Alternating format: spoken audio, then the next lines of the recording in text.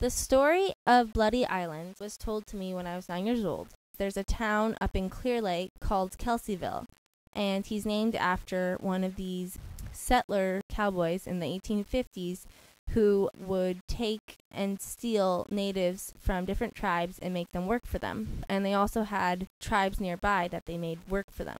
They would feed them barely enough food, like a handful of wheat to last for a week. The natives were naturally starving. They would kill them if they took too much wheat, or kill them if they took any bulls. And a common punishment would be to hang them by their thumbs over a tree limb and let their feet dangle a few inches from the ground and leave them there for days without feeding them. They would also rape the girls, the young children, and they would make the fathers come bring their daughters to them. And if the fathers refused, they would be whipped and hung by their thumbs, or sometimes shot. People would be shot for the smallest offenses, like if they just happened to take an extra handful of wheat, they might be shot. One boy, his mother was dying, so he went and he begged one of the servant girls, and he begged for some wheat, and she gave him 5 pounds of wheat and put it in her apron, and he was heading off with it, and then Stone made him stop, took the wheat, and then shot him. The natives were so horribly treated, it's no wonder that they eventually had enough of this and decided to hire 2 of their own, Caxus and Shook, to kill some cattle for them because everyone was very hungry. But it didn't actually work. They failed. The horse got away.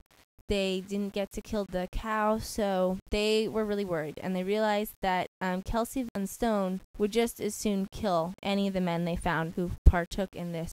They were like, all right, well, we're going to get killed anyway. We might as well kill these men who are horrible. 5 men got together, and they waited in the house, and Stone came down, and he asked them what they were doing. He said, something wrong? And they're like, no. And then one of the men took a bow and arrow and shot Stone right there. Stone managed to get away and hide, and then Kelsey came up, and he saw that they were there, and they were going to fight him.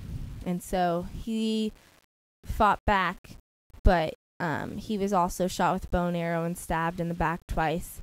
And he got across the river, and he thought one man was going to help him.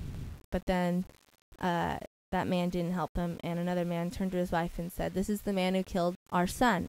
It was natural for them to get revenge eventually against these 2 horrible men who killed so many of their people. They lived fat, had horses, ate wheat. They were finally surviving. The settlers surrounding and the cavalry found out that 2 of their own had been killed. And so they thought, wow, this is a great excuse for us to go around and pillage and rape and kill all the tribes around here, all the tribes in Clear Lake.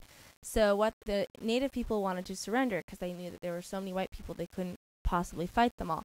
But what happened was the soldiers wouldn't give them a chance. They would just shoot them immediately. And one of the ways they knew they could survive was by jumping into Clear Lake and breathing under the water through tule reeds. And they went to escape the soldiers. They would swim across and go to an island.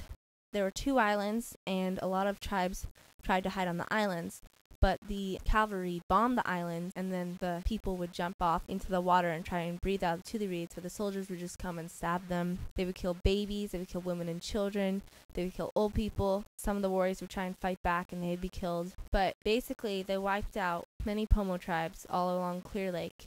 And when I was 9 years old, I got to meet the descendants of a great-great-grandmother who was 5 years old and who survived the Bloody Island Massacre by breathing out of a tule reed as she watched her mother and her father and her family and everyone else be killed by soldiers. The remaining 20 or so people out of 400, they all gathered together and went to the mountains and joined another tribe. It was really powerful meeting these descendants from this great-grandmother who had a cannonball that had been shot onto the island and had never gone off. So they have a cannonball as a reminder of what was the desolation of their people. And that's just an example of some of the tribes who were massacred in Sonoma County.